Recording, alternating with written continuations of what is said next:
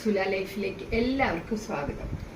ഇന്ന് സൺഡേ ആയതുകൊണ്ട് ഞാൻ വിചാരിച്ചു കുറേ നാളെ നൂലപ്പം, ചിലർ ഇടിയപ്പം എന്നൊക്കെ പറയും, ഞങ്ങൾ നൂലപ്പം. അപ്പോൾ നൂലപ്പം ഉണ്ടാക്കാമെന്ന് വെച്ചു. നൂലപ്പം മുട്ട റോസ്റ്റും ഉണ്ടാക്കാമെന്ന് വിചാരിച്ചിരിക്കുക. അപ്പോൾ അതിനതേ പൊടിയൊക്കെ കുഴച്ച് വെച്ചിട്ടുണ്ട് കേട്ടോ. ഞാനപ്പോൾ ഉണ്ടാക്കാൻ പോവാണ്. ഇന്ന് സൺഡേ ആയതുകൊണ്ട് ഞാൻ ചേട്ടനെന്ന് എവിടെ പോകണമെന്നില്ല. അപ്പോൾ ഞാൻ വിചാരിച്ചൊന്ന് നൂലപ്പം ഉണ്ടാക്കാം. അങ്ങനെ നൂലപ്പം ഉണ്ടാക്കാൻ പോവാം. ചിലർ ഇതിൻ്റെ മുകളിൽ ഇങ്ങനെ ഇട്ടിട്ട് ഉണ്ടാക്കിയിട്ട് കുറച്ച് നാളികേരൊക്കെ ഇടും കേട്ടോ.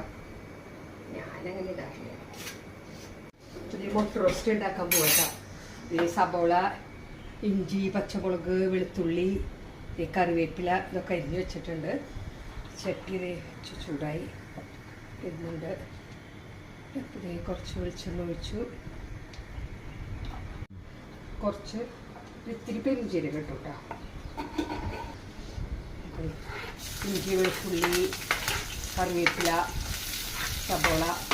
സബോളയൊക്കെ 2 മുട്ട ഇട്ടിട്ടു. ഞാൻ ചേർക്കാൻ മതിയില്ല.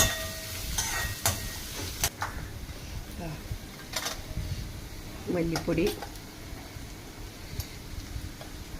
കുറച്ച് മുളക് പൊടി, എരിവുള്ള അതിന് കുറച്ചിടുന്നുള്ളൂ. എരിവുള്ള പൊടിയാണ്. മഞ്ഞൾപ്പൊടി, ഗരം മസാല ഞാൻ തന്നെ പൊടിച്ചാട്ടോ വീട്ടിൽ. എല്ലാം കൂടിയിട്ട് പൊടികളൊക്കെ ഒന്ന് മൂക്കണ വരെ കുറച്ച് ഇളക്കുക. എന്നിട്ട് ഞാൻ തക്കാളി വെന്ത് കാര്യം പകുതി ഇട്ടുള്ളൂ. വലിയ തക്കാളി ഈ തക്കാളി ചേർത്ത് 2 മുട്ട പുഴുങ്ങി വെച്ചിട്ടുണ്ട്. നാടൻ മുട്ട കേട്ടോ. മുട്ട ഇങ്ങനെ പൊളിച്ചിട്ട് ഇടാന്ന് വെച്ചു. 2 മുട്ട റോസ്റ്റ്, 2 മുട്ട കേട്ടോ. കുറച്ച് നാളികേരപ്പാൽ. ഇത് ഡാബറിൻ്റെ കേട്ടോ, ഹോം മെയ്ഡ് കോക്കനട്ട് മിൽക്ക് ഡാബറിൻ്റെ. അപ്പോൾ ഇത് കുറച്ച് നല്ല കട്ടി തേങ്ങാപ്പാൽ കേട്ടോ.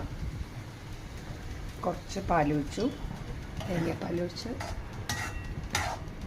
എന്താ കുറച്ചൊരു 2 സ്പൂൺ അങ്ങനെ ഒഴിച്ചിട്ടുണ്ടാവുള്ളൂ.